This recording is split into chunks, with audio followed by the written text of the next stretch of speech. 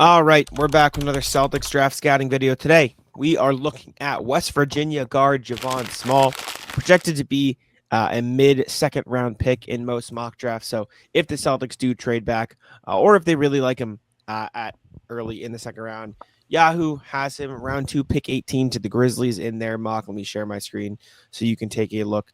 He is a bit on the smaller size for sure, as his name entails. 6'1", 190 listed here.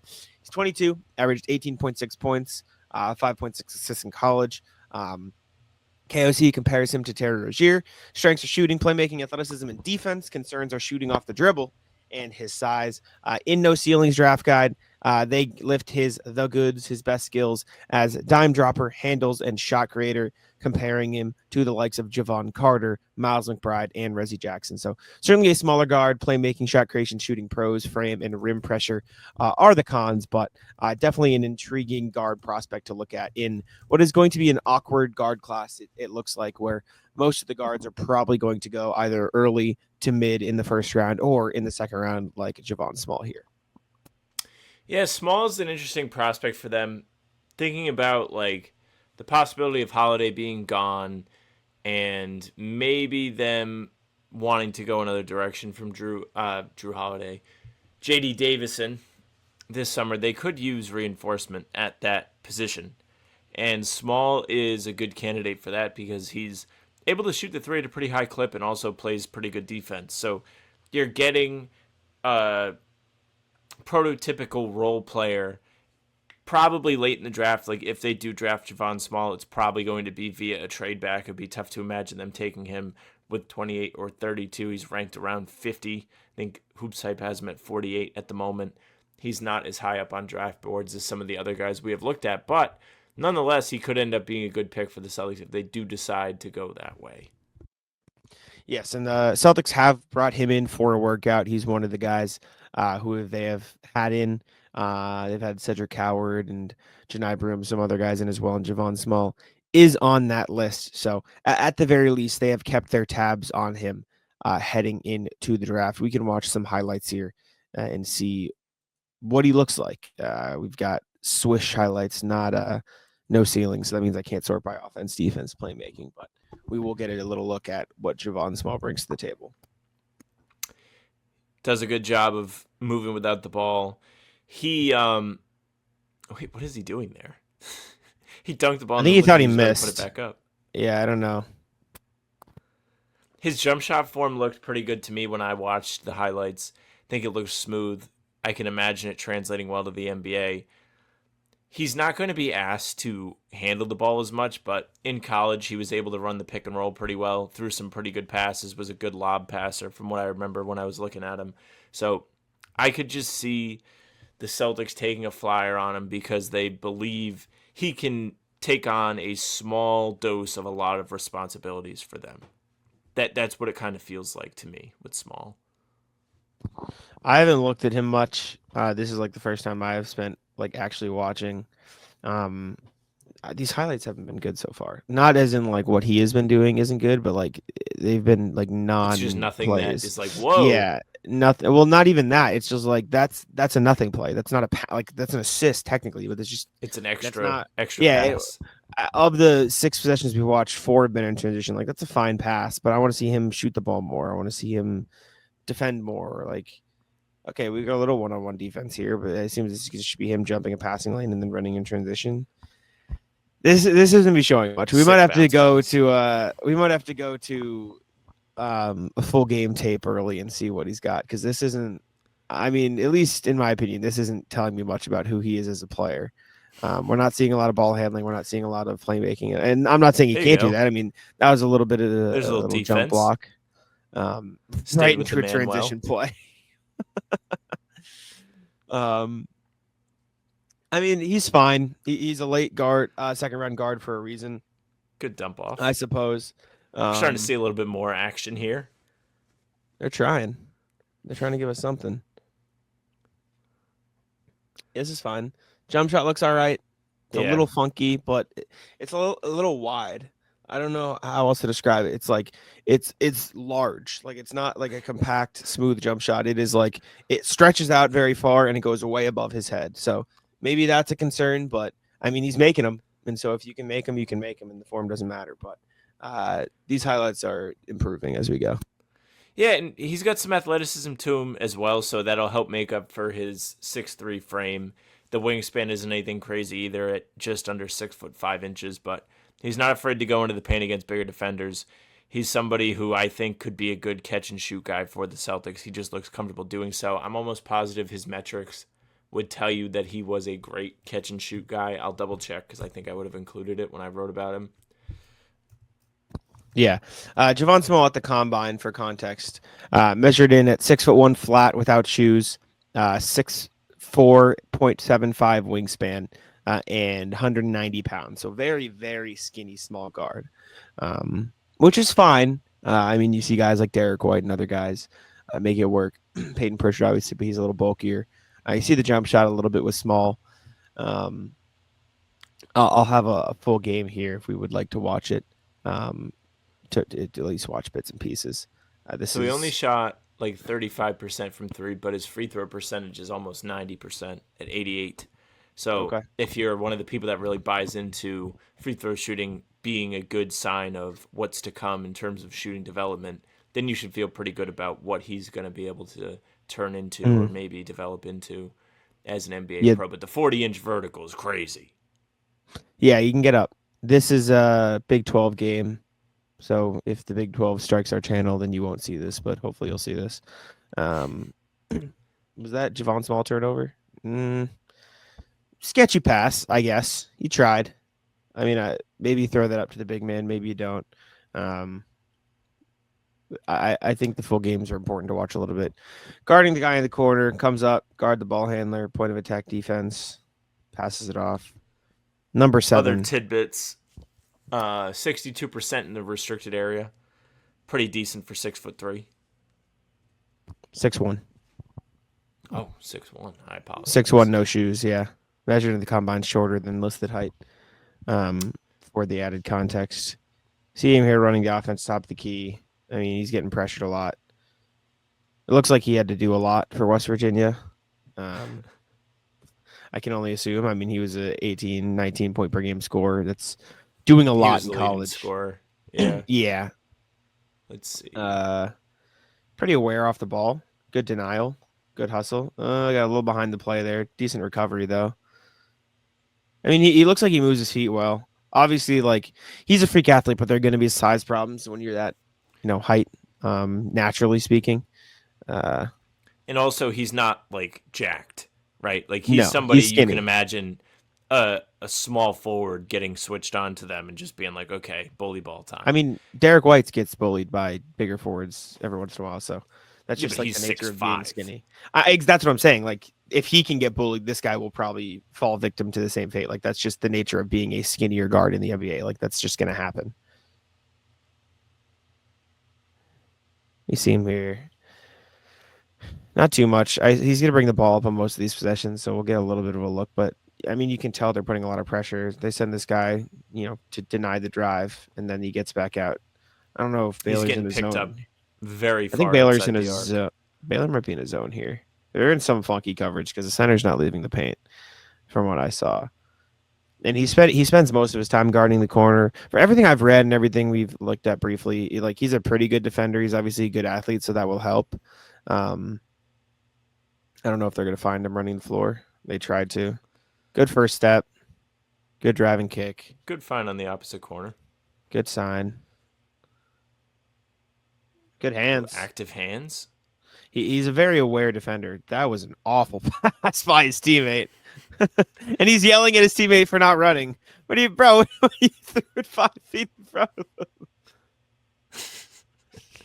It also died. It looked like it hit a dead spot on the floor. I know. Where's Javon Small at? Guarding the corner. Corner again. Pretty aware off-ball defender. I mean, we haven't watched, obviously, a lot, but from the clips we've seen, it's a good start. It does look like they're in his zone as well, and he's just playing one of the blocks. Yeah. I'm just trying to skip to plays we actually get to see him do something. So we're not watching a full Pac-12 game, and now we're in a replay. Come on, man. The replay's being unkind to us. VJ Yeah, Edgecombe also in this game, by the way. whatever. Let's just go back to the highlights. It is what it is. I mean, he looks fine. Like, he looks fine. I get why he is a second round guy. Like, he is older. There's nothing like incredible about his game. Like, there's no one thing that you can point to and be like, yeah, that's going to make an impact right away. Like, he's a good shooter. He's a good playmaker. He's a good driver. He's not like elite at anything. And, maybe there's time for him to find that. Find that.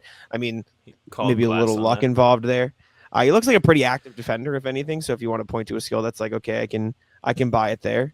I like that, but I wouldn't hate it as a second round pick. I think I would like the swing, especially if you can bring him in on a 2-way contract and let him have a year in the G League.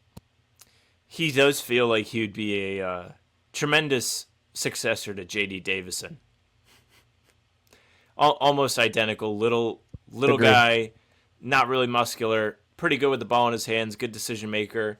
He was one of the better pick and roll guards in college over the last year. What does it say? 82nd percentile. He had a very good read, feel for the game, and the team did a good job of scoring the ball when they would run that action. But if he's playing with the Celtics and that's his primary function, he's not really going to have many opportunities to do that. So the catch and shoot stuff's going to be important. The defense is going to be important. And that's what they're going to have to feel confident in if they want him. But they have worked him out.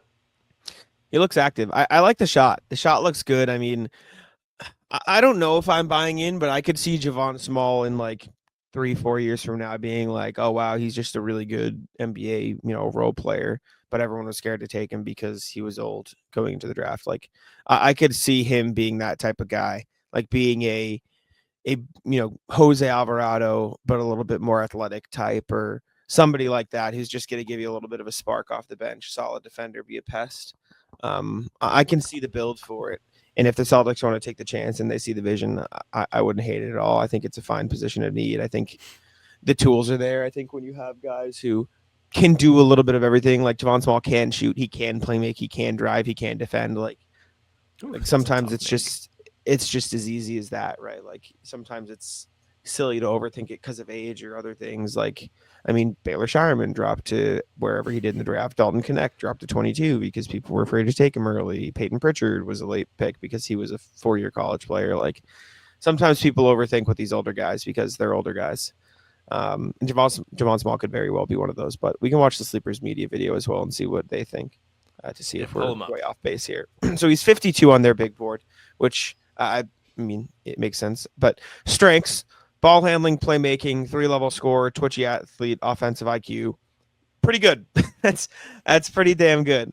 Weaknesses: shot selection, defensive limitations, get sped up. I can see this sped up thing. Shot selection, I wonder how much of that is just you would have to determine how much of that is the role he had to play at West Virginia versus his own mental like desire to take types of shots. And then defensive limitations are what they are, but excuse me, it is what it is. One word: ISO. Tough. ISO maybe is not great, but you're a product of the situation you're put in. Both say floor, not ideal. Best fit Suns. I guess the Suns need all the help they can get. Yeah, they don't really have a point guard either. In 5 years, G League, overseas. Okay, well, not ideal. Most likely to be used in EuroLeague arguments. Most likely to win a EuroLeague MVP. I bet one of them says Kendrick Nunn as a comp. I'll bet you money right now because he's dominating EuroLeague right now. I bet that's a comp. Best case, worst case. Best case, right here. I forgot to unmute. And it took me back because I hit that instead of the mute button. Okay. Best case, worst case. Here we go. Let's say he stays in the NBA, though. Best case scenario works out for him. What would be the trajectory? What is the player comp for the best case scenario? Yeah, my best case is Cole Anthony. I went Scottie Pippen. That's not a good best case. There for the Scottie Pippen's a good best case. Yeah, with Cole, my thought process was like a guy who really wants to go ISO, break you down, score one-on-one, take some tough shots. Sometimes they fall, sometimes they don't, but can also sort of double as that pick and roll playmaker. And like Cole Anthony scored 16 a game for the Magic when they were really bad. Like that wouldn't be all that surprising if Javon Small scored 16 a night for like a lottery team and then was playing like 10 minutes for whenever that team became good or something. Yeah, I like that a lot. I like that a lot. I Thank went you. with Scottie Pippen Jr. I think their college careers are very similar, where Mhm. you were like the do everything point guard for a bubble team, essentially. Yeah. Pippen was that at Vanderbilt, Small was at West Virginia. You get into the league, and there's questions about whether you're going to stick. And Okay. Pippen is now carved. Worst case. It's Grant Riller, Okay, the 56 Yikes. overall pick to the Charlotte Yeah. Hornets in 2020. I went with remember Grant Nolan Riller. Smith. Nolan Smith. Not great. Not great. Listen, man, I think it's hard for us to gauge some of the things they were talking about as like weaknesses because of just highlights and like not watching too many full games, like the shot selection, the desire to go ISO. Like that is certainly a trend that if they can see over multiple games of tape that we wouldn't get the opportunity to watch during highlight reels. And I definitely think that's a concern, right? You don't want to run into the same issue of, is this guy willing to be a part of a team? Is he willing to take on an off-ball role and stuff like that? I don't hate the skill set, but I do question just like the overall mindset then in that case. We can go here. We can go to the tier list. I'll pull it up on the screen for the YouTube. Where do you think, if you're looking at Javon Small, where are you thinking of placing him? I personally, and I'm not going to tell you where I think you should go yet. I think we have some restructuring of the big board to do in general, because I think we're a little bit too all over the place in terms of balancing overall talent and fit with Celtics. Say more. Adu Thiero is significantly better than everybody in B and C for the most part. Like a better prospect. I hate the fit for the Celtics because I hate that type of player, and I think the floor is super low. I think Adu Thiero is a very high ceiling, extremely low floor player.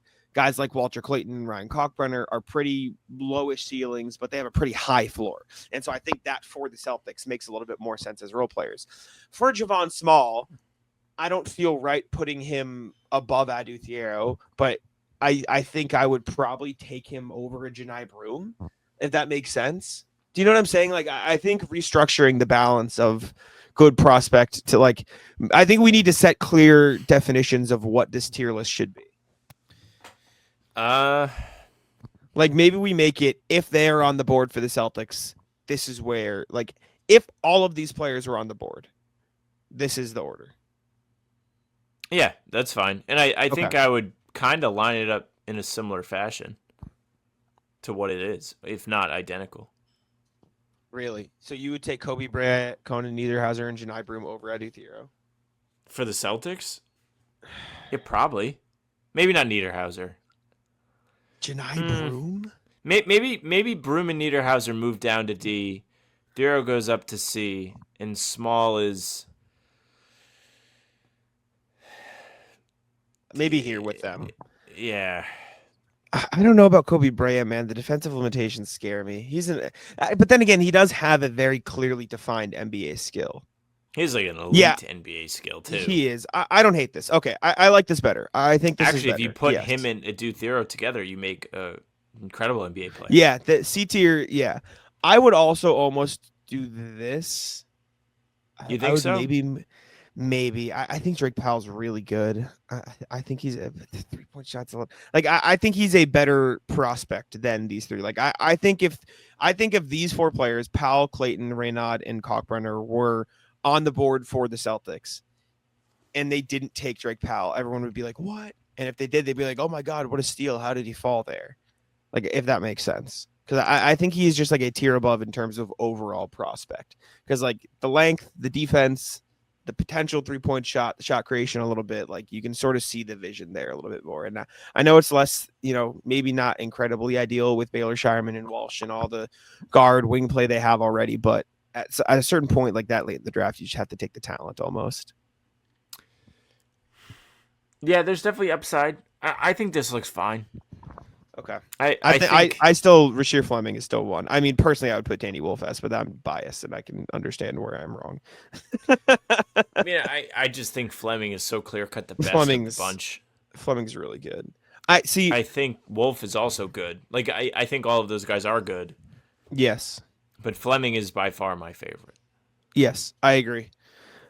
I think at their best, the 3 players in A tier could be like have a higher ceiling than Fleming. But I think Fleming's skill set is so perfect for the Celtics in particular. That is why he separates himself. Correct.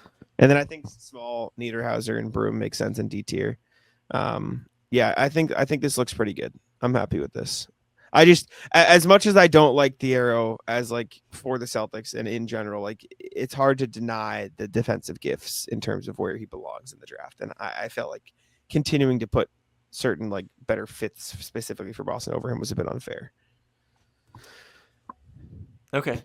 So I think that's good. Let us know what you guys think. Let us know what you think of the Javon Small tape and everything like that. Let us know who else we should look at. Appreciate y'all for tuning in.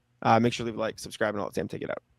Yeah, thank you very much for listening and watching. Make sure you leave a like, comment, subscribe. Tell us what you think of Javon Small.